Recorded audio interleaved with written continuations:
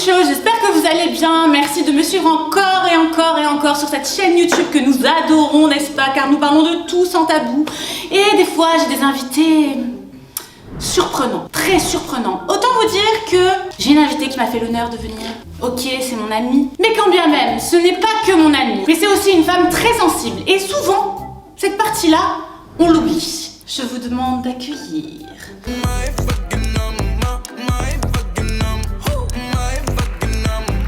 Oh la bébé! Je suis trop contente!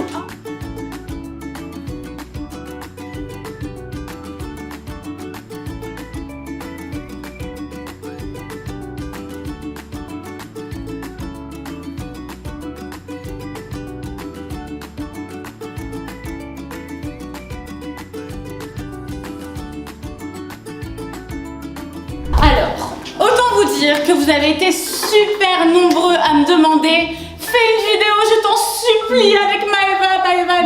Donc merci chérie d'être là. Bah, c'est normal, je suis trop contente. Franchement, de faire une vidéo avec toi. Oui, t'es trop belle en tout cas. C'est toi qui es trop vraiment belle. très belle. J'aime trop ton blazer, d'ailleurs on l'a essayé dans mon émission. D'ailleurs, en parlant d'émission, je voulais te féliciter vraiment, parce que Maëva a sorti un concept du tonnerre de Dieu qui va être disponible donc sur Sixplay.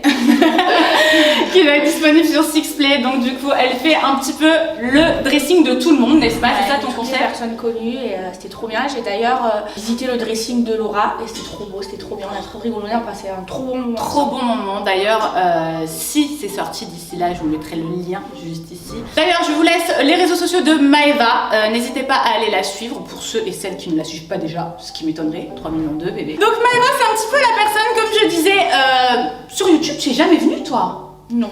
D'accord, ok, donc welcome mon bébé. Maëva n'est jamais venue sur YouTube. Par contre, sur YouTube, on a quand même pas mal de personnes qui parlent de toi. Ouais. C'est vrai que sur YouTube, il y a beaucoup de photos de moi. Ouais. C'est vrai que tu es un petit peu la personne sur laquelle on va parler pour pouvoir cliquer, pour pouvoir buzzer, pour pouvoir parler, pour pouvoir avoir des vues. Genre je me lève, j'ai la boule au ventre avec ouais. les réseaux sociaux. Je te jure, je me lève, je me dis mais qu'est-ce qui va se passer? Genre limite c'est devenu une habitude tellement que tous les jours il se passe des trucs sur moi sur les réseaux sociaux alors que je suis pas quelqu'un de méchante, je suis pas quelqu'un de mauvais, ça me fait de la peine. Non mais c'est vrai que en fait Maëva, pourquoi je l'ai fait venir sur cette chaîne? Parce que j'aime, vous savez, parler de toutes les femmes un petit peu.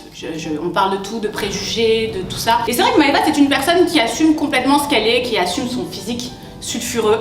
D'ailleurs on nous appelle les sœurs Bogda. On adore ça. D'ailleurs on vous remet le clash qu'on a eu toutes les deux, tu te rappelles ou pas? Tellement drôle. Oh là là là. Elle m'a traité de Bogdanov. En fait j'étais trop énervée. Mais moi aussi je te regarde toi. Redescends, je te le dis, tu étais Attends, soi-disant mon redescends. ami, Apprends tu à t'es parler servi normalement. d'un prétexte et pour après voter je pourrais contre redescendre. moi. Y a pas de prétexte, je suis la plus franche ici, si j'ai quelque chose à dire, je te le dis. Maëva c'est un tempérament qui des fois peut avoir un petit peu des mots qui peuvent blesser et il faut savoir l'apprendre. Maintenant j'ai appris à le faire avec le temps. Mais souvent c'est ça que les gens oublient, c'est-à-dire qu'ils prennent Maëva juste au premier degré et pas au second. Et en fait Maëva c'est une personne qui est complètement au second degré, comme tu disais, qui est une femme à part entière et qu'on oublie souvent. On est là en train de se dire oui vas-y c'est la petite bite-beau sans cervelle, etc., etc. Et donc à ce moment-là, encore une fois, c'est des préjugés que je voulais avoir sans tabou avec vous. Elle a vécu une année un peu compliquée Maëva. Cette année ça a été une des années les plus compliquées, ça a été très dur parce que on va pas se mentir, le fait tout ce qui s'est passé par rapport à Carla. Les gens ils pensent que ça a été facile pour moi, que Carla c'est la victime dans l'histoire et tout, que j'en ai beaucoup souffert, je suis même en train de faire une thérapie. Moi ça je le sais mais voilà, et les gens ils ne savent pas parce savent que j'en ai parlé sur mes réseaux au moment où ça s'est passé. Mais après voilà, j'ai arrêté d'en parler parce que j'ai pas envie de lui faire la peine. Je pense que moi, j'aurais jamais fait ça à ma meilleure amie, mais dans le cas inverse, j'aurais tout fait pour m'excuser, j'aurais jamais menti, j'aurais tout fait pour préserver notre amitié parce que Carla et moi, c'était une amitié qui était vraiment forte. C'était la personne qui connaissait toute ma vie dans tous les détails et ce qu'elle m'a fait, ça m'a fait trop de la peine et en fait, ça a été comme une rupture amoureuse. En fait, moi, je voulais pas y croire. Moi, j'ai gobé tous les mensonges parce que j'avais pas envie d'y croire, parce que j'avais pas envie de plus être amie avec elle. J'avais pas envie de l'enlever de ma vie parce que c'est quelqu'un qui comptait, tu vois, c'était des personnes que j'aimais le plus. Je l'aimais autant qu'une personne de ma famille. Et le jour, en fait, où je me suis dit, c'est bon, Maëva, il faut que tu coupes les ponts, il faut plus que Carla elle fasse partie de ta vie. Et j'en ai pleuré, il y a eu des soirées où, je vais pas te mentir, je suis rentrée bourrée en pleurs, je pleurais toute la nuit, j'étais pas bien, j'ai perdu confiance en tout le monde. Combien de personnes que t'aimes peut te faire ça? Moi jamais j'aurais pu lui faire ça. Et du coup en ce moment je fais une thérapie, je vois une psy et par rapport à ça, par rapport à la confiance, parce que j'ai plus confiance en personne et ça me fait trop du bien. Du coup, moi, je voulais parler de cet engouement sur les réseaux sociaux qu'il y a eu, parce que tu parlais justement tout à l'heure. Souvent, les gens, ils t'attendent plus ou moins. Et on va souvent prendre Maëva sur le fait de « Oh putain, elle a dit ça, on va en faire une polémique ou on va faire quelque chose. » Je suis sans filtre, vraiment. Je raconte toute ma vie. Quand j'ai envie de dire quelque chose, je le filtre pas, tu vois. Je réfléchis pas quand je parle. Ça m'a beaucoup porté préjudice, ça m'a fait beaucoup de bad buzz. Et en fait, maintenant, quand je vais faire une story, je vais la regarder 10 fois et je vais avoir peur. Après, je pense aussi qu'il y a eu des fois où tu as eu des mots qui ont vraiment été un peu forts et que tu as pas forcément réfléchi. Mais les gens qui te connaissent, ils savent que c'était pas... Voilà. Mais je pense que ça t'a aidé maintenant, du coup, à ce que tu dises. À faire plus attention. Voilà, tu fais plus attention. Ce qui est dommage, c'est que souvent, on est là, on juge beaucoup le fait que Maëva, on l'attende au tournant, mais je pense qu'aussi parce que tu es très suivie, les gens t'aiment énormément. Et en fait, du coup, ça prend un peu l'effet boule de neige surtout, et c'est ce qui est un petit peu dans ta vie, un peu, je pense, difficile à gérer. Comment tu le vis toi intérieurement? Ça veut dire que, est-ce que des fois tu es... parce que la pression sur les réseaux sociaux, on n'en parle pas, mais des fois, avec la critique, etc., on peut arriver à en être déprimé. Et c'est un petit peu une forme d'harcèlement. Est-ce que toi, tu le vis comme ça? Avant, j'essayais de pas trop regarder ce qui se disait sur les réseaux sociaux, mais en fait, oui, ça m'affecte, tu vois, ça me fait mal. Quand je vois des anciennes copines à moi mal parler sur moi, tout ça pour faire du buzz, oui, ça me fait du mal. Mais j'essaye de faire abstraction et d'essayer de faire en sorte que, tu vois, de pas y penser, que ça m'atteigne pas.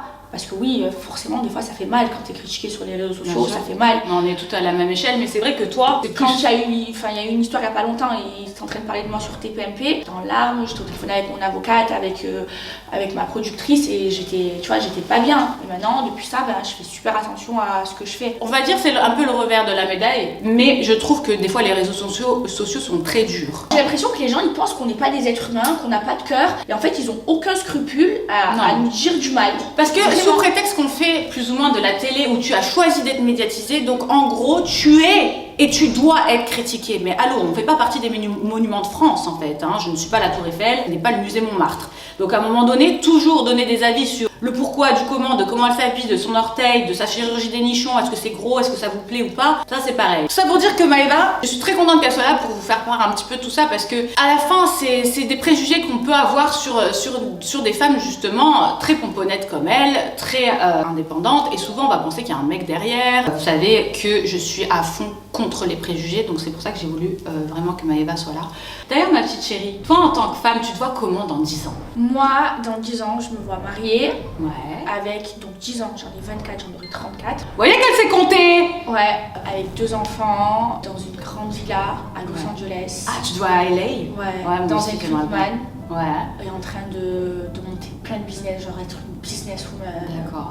Parce que j'ai vu un de tes snaps la dernière fois, tu m'avais dit, mais t'avais dit à ta communauté comme quoi tu te sentais de devenir maman. C'est vrai que j'y songe, parce que je sais pas, j'ai trop envie d'être maman. En plus, mes copines autour de moi, même celles qui ont mon âge, elles sont devenues maman. J'aimerais trop, mais il faut vraiment trouver le bonhomme et je l'ai pas encore trouvé. Et moi, je suis quelqu'un de trop indépendante. Ça veut dire que, parce que, je veux pas compter sur un homme. Et j'ai trop peur de ça. Genre, moi, j'ai pas cette vision de construire quelque chose à deux. J'ai la vision de construire quelque chose toute seule, tu vois. Le mec, tu vois, c'est le plus dans ma vie, mais j'ai envie de tout avoir toute seule, sans homme. Ça doit être quand même vachement dur, et aussi tu ne laisses pas, je pense, la place à un homme dans ta vie. Parce que pour le moment, tu vois l'indépendance, tu vois tout ça, etc. Mais je pense que ça arrivera avec le temps, et t'as tout le temps pour ça. Là, je pense que tu dois te centrer sur toi-même. J'ai trop envie d'avoir un enfant. Vraiment, mais après, je le ferai pas maintenant. Déjà, il faut que je trouve ma vie. Tu vois avec Zouzou toute la journée? Ouais. Oh. On fera un épisode un jour où Tata Maëva. Mais ça va, j'ai 4 neveux. Alors ça aussi, je tiens à te le dire. T'as 4 neveux, et moi la dernière fois j'ai vu Maëva. Ça c'est un côté qu'on ne voit pas chez Maëva aussi. Je trouve que c'est un côté qu'on voit vite fait, mais on le sait pas. C'est-à-dire que Maëva c'est une personne avec les enfants. Elle aime trop les gosses. Ouais. Je veux dire, c'est un truc de fou. Moi je pourrais te laisser Zlatan, hein, franchement, je te jure, c'est vrai. Je regarde ça il fera plein de bêtises et tout, mais c'est trop bien parce que moi par exemple, comment ça avec mes neveux, genre je fais plein de bêtises. Genre je fais plein de trucs que leurs parents ils veulent pas qu'on fasse, et c'est pour ça qu'ils m'aiment trop. D'accord. Bon, on va attendre mais un non, petit peu mais que non, ça c'est se grand. Parce que sinon je vais me retrouver avec mon fils un petit peu en boîte de nuit à 4h du matin sur du Maeva Ganam. Non mais voilà, c'est vrai que ça c'est un petit côté aussi que chez Maeva qu'on voit pas trop, hein. Que, ce côté vraiment mère, je veux dire mère poule, parce que quelque part t'es vachement mère poule avec tes petits neveux. Ces fameux 4 neveux. 4 neveux, c'était là, ils sont partis ce matin, je suis trop triste. Oh minou. Mes bébés ils vont pour moi. Tu les vois combien de temps à peu près par an? Depuis que je vais à Dubaï, je les vois beaucoup moins, mais là ils vont s'installer à Dubaï donc je suis trop contente. On a un scoop les Ouais, gars. ouais. En tout cas voilà, je suis très contente que tu me parles de tout ça. J'aimerais savoir quelque chose, toi par rapport à ta vie de jeune femme. Qu'est-ce que tu pourrais dire sur à toutes ces petites meufs qui te regardent et qui souvent voient que le côté paillette de toi et s'identifient à que le côté paillette? Moi je suis quelqu'un qui suis... En fait je suis très très simple. Moi ce qui me fait plaisir, c'est pas d'aller au resto et de manger du caviar et de boire du bon vin. C'est d'être en famille et manger, je sais pas, un barbecue ou du pain avec du cachir et de l'harissa, genre être simple, manger par terre, genre je suis quelqu'un, je suis... Elle en dit 1, 2, 3. Vive l'Algérie. Tu me demandes de choisir entre aller dans un bon resto ou aller manger un McDo au bord de la plage. Je te jure que je préfère aller manger un McDo devant la plage ou un McDo dans la voiture. Aux fiches. Un fish ou un Big Mac avec des nuggets et de la sauce barbecue. Donc voilà les filles, en fait quand vous voyez Maeva, je parle à la team plus jeune parce que je sais que Maeva, sa communauté est beaucoup plus jeune que la mienne par exemple. Vous identifiez, c'est bien, mais dites-vous qu'en fait tout ce que vous voyez sur les réseaux sociaux, ce n'est pas forcément évident dans la vie de Maeva, que ce n'est pas non plus que des strass et des paillettes, qu'il y a du taf derrière et que c'est une fille qui est extrêmement sensible et qui est aussi très heurtée à la critique. Donc du coup Maeva, au niveau d'études scolaires, t'as eu quoi toi? T'as fait quoi? J'étais assistante dentaire. D'accord. T'as le bac? Pendant 2 ans, oui, j'ai le bac. Ouais. Ouais. Ils ont dit sur les réseaux sociaux que j'avais pas le bac. Si. J'ai le bac et j'ai fait 2 ans d'études. Je faisais de l'alternance. Je travaillais dans un cabinet dentaire et j'allais à l'école et tu passais un examen. Ce qu'elle essaye de vous dire, c'est qu'en fait, ne misez pas que sur rien dans la vie. Ne vous dites pas les réseaux sociaux, ça va m'aider. Ne dites pas tout ça en fait. Si Maeva, elle aurait pas eu les réseaux sociaux, elle aurait quand même fait quelque chose de sa vie parce qu'elle a quand même un bagage. Donc moi aussi j'ai des bagages. Moi je voulais faire dentiste. Ah ouais? Je te jure. Putain, tu m'aurais refait les chicots. Je te jure, j'aimais trop. En plus, je travaillais dans l'implantologie. Je posais des implants toute la journée, avec le sang et tout, dans des blocs opératoires et tout. Ah putain. Non mais voilà, en tout cas voilà, pour la team plus jeune, sachez que c'est important d'aller à l'école. C'est important d'apprendre plein de choses. Et c'est trop important les études. Il faut se donner les moyens, il faut travailler et on n'a rien sans rien. Genre si je me lève à 15h tous les jours, c'est pareil pour Laura, et que je fais rien de ma journée, que je regarde Netflix ou que je passe tous mes jours en boîte de nuit, et ben on n'aura rien. Il faut jamais compter sur un homme ou sur son physique. Mais voilà, ne prenez pas en exemple juste le côté où on fout rien, parce que ce n'est pas le cas. Et dites-vous que la télé-réalité c'est bien, mais ce n'est pas un métier. La preuve, regardez Maeva, elle a ses business derrière, on crée des choses. Mais voilà, ne prenez pas forcément en exemple que les mauvais côtés, mais aussi les bons. Et surtout, voilà, ne vous dites pas que c'est une vie qui est super facile, parce qu'il y a d'autres choses aussi à côté. Quand on décide d'être quelqu'un de connu, on ne le sait pas forcément au début, mais il faut avoir les épaules très très larges parce que il y a des gens parfois ils supportent pas la critique, il y en a ils font des tentatives de suicide parce qu'ils supportent pas d'être harcelés sur les réseaux sociaux. Parce que c'est du vrai harcèlement. Et il faut être très très fort mentalement pour être connu. Et bien en tout cas bravo pour ta force, malgré toutes tes épreuves que tu as eues dans ta vie et puis aussi cette année. Et voilà, moi je le sais particulièrement, donc bravo à toi. Ne prenez pas Maeva en exemple pour ses frasques, mais prenez Maeva en exemple pour ses bons côtés. Et merci d'être venue ma chérie. Merci beaucoup. Bisous. Welcome to the Love Baby Show. Mouah.